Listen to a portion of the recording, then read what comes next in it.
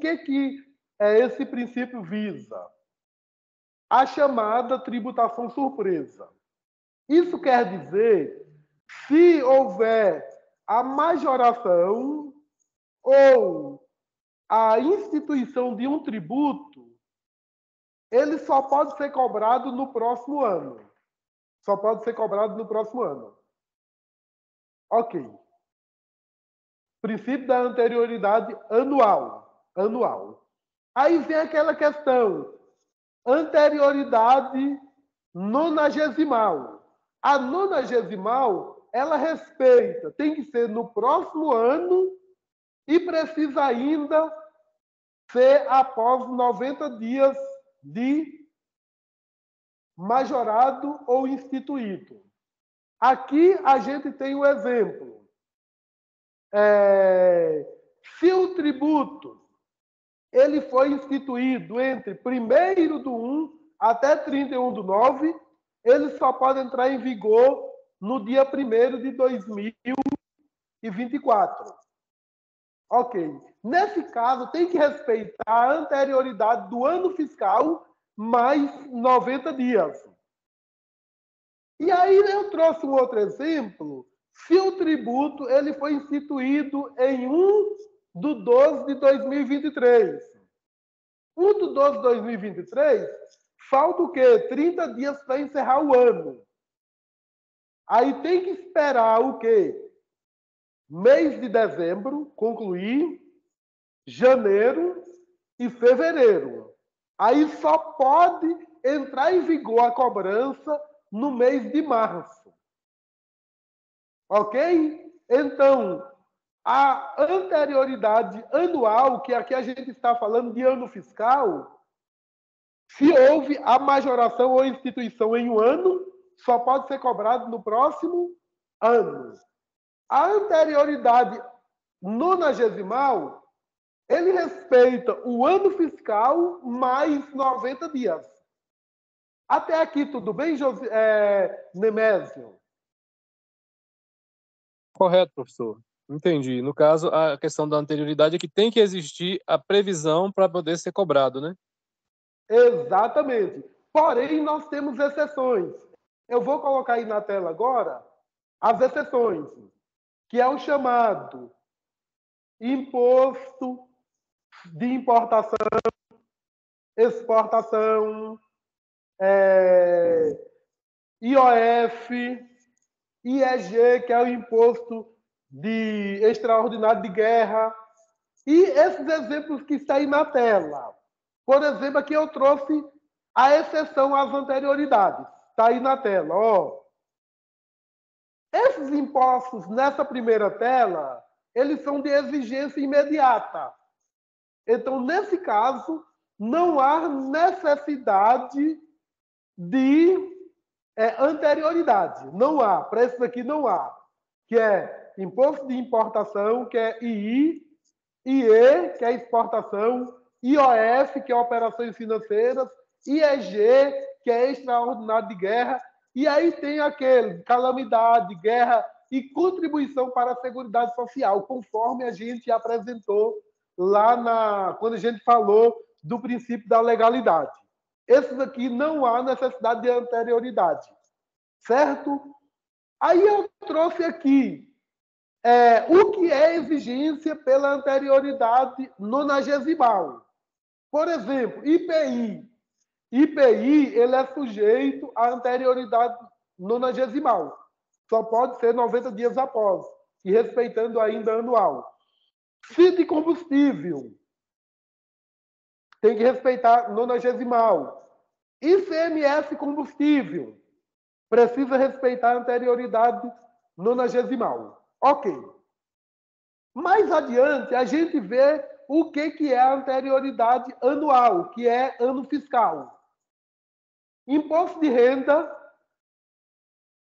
IPTU, IPVA.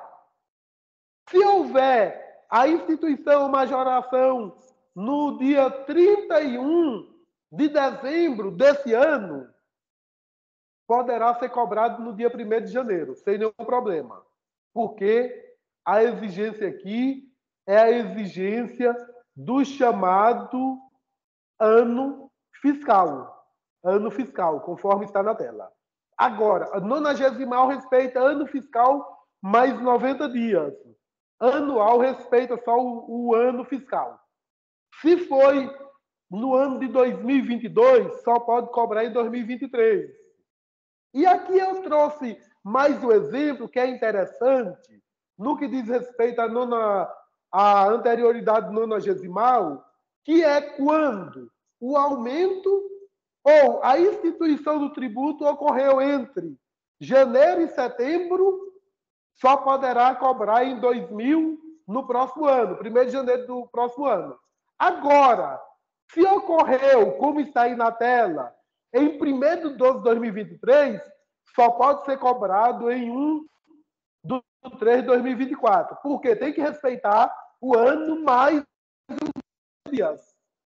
Ok? Tudo bem, Nemésio? Conseguiu entender? Deixa eu ver se eu entendi, professor. O ano fiscal termina em... se eu der um exemplo aí, ó, 1/1 até 31/9.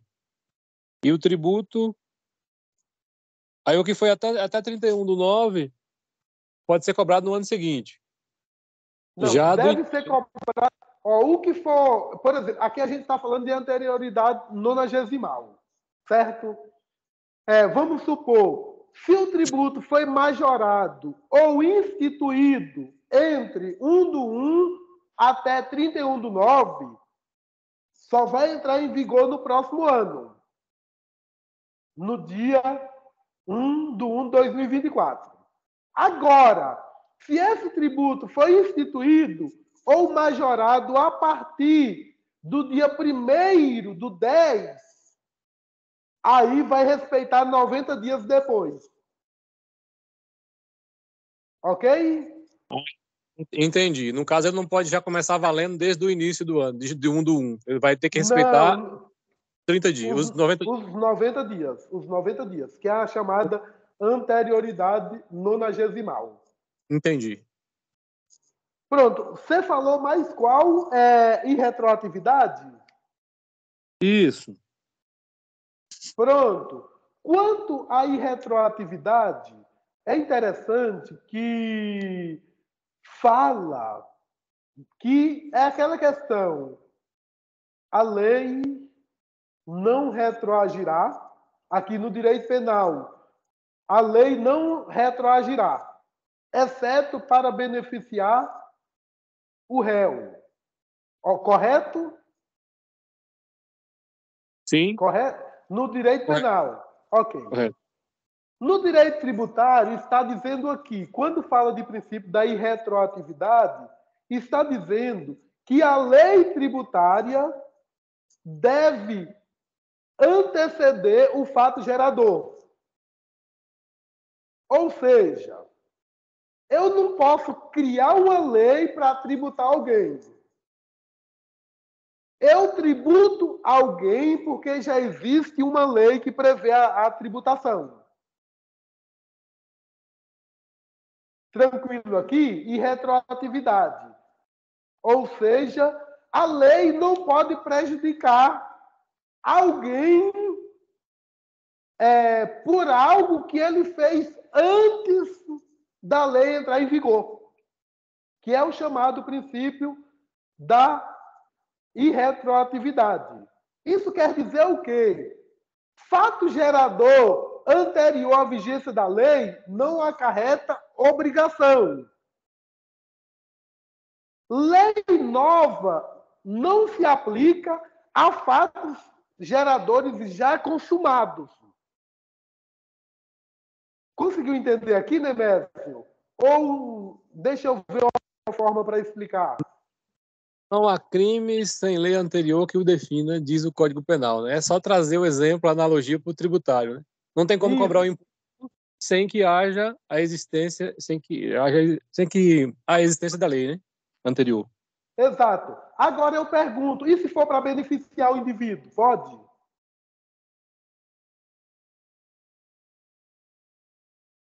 Aí é a pergunta. Se for para beneficiar, aí eu tenho a dúvida, professor. Se pode ou não pode, né? No Código Penal pode, agora no tributário, eu não sei. Pode também. Artigo Pode. 106 do Código Tributário, no caderno de vocês, que diz assim, 106, a lei aplica-se a ato ou fato pretérito. A lei aplica-se a ato ou fato pretérito. Aí, no inciso 1, diz assim, em qualquer caso, quando seja expressamente interpretativa, ou seja, se for uma lei para interpretar algo que tinha dúvida, aí aplica. É algo benéfico para. Aí vamos supor, se essa nova lei ela exclui uma penalidade, aplica-se. Aplica-se. Quando é para beneficiar o indivíduo, com relação à multa, penalidade, a multa, aplica-se. Agora, se for para aumentar ou baixar tributo, não aplica. Agora, se for a multa, aplica-se. A gente já entendeu que tributo é o quê? Impostos, taxas e contribuições nos termos da lei. A multa ela é algo extra, ela é algo que acrescenta, certo? Aí tem o inciso 2 que diz assim, tratando-se de ato não definitivamente julgado. Ou seja, se a lei foi sancionada, entrou em vigor, e essa situação ainda não houve uma decisão, aplica-se, porque ainda não encerrou esse caso. Então, aqui aplica-se.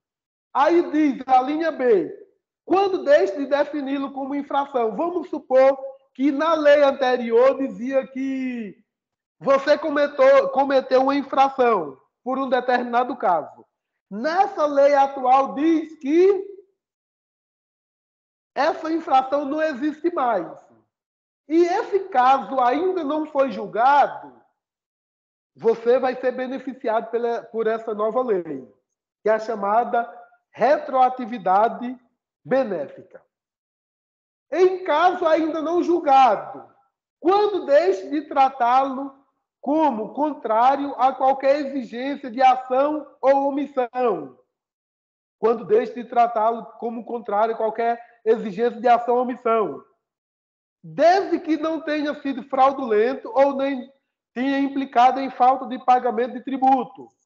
Você será beneficiado também, se houver uma lei nesse sentido. A linha C. Quando lhe comine penalidade menos severa, ou seja, se você está em um processo com uma penalidade severa, e aí entra em vigor uma nova lei que trata essa situação menos severa do que a lei anterior, então essa lei